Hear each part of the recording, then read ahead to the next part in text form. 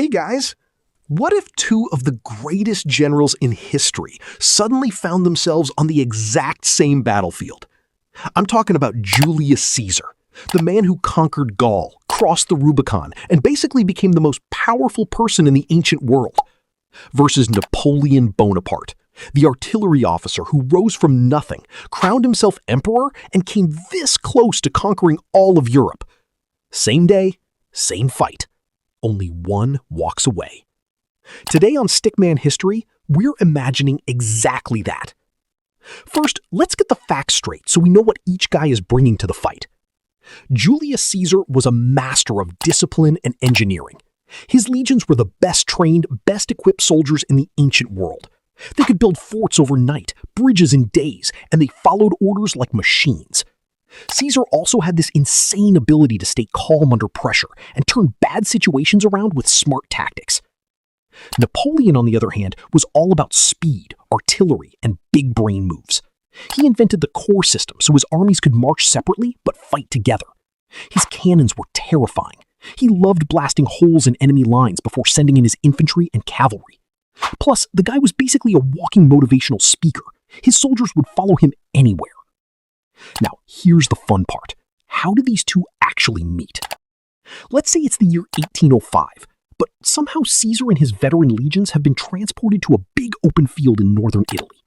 Napoleon is marching south with his Grande Armée. Neither one knows who the other is at first, until their scouts report back.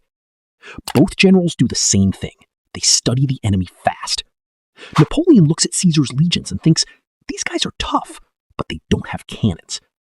Caesar looks at Napoleon's army and thinks, those big metal tubes look dangerous, but my men have fought in wars. The battle starts with Napoleon doing what he does best. Boom, boom, boom. His artillery opens up first, pounding the Roman lines. The ground shakes. Caesar's legionaries hold their shields up in the famous testudo formation, basically turning into a human tank. A lot of them go down, but the ones who survive don't break.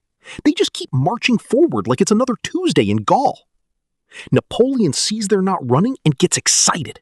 He orders his famous column attack, thousands of soldiers marching straight at the Romans in tight formation.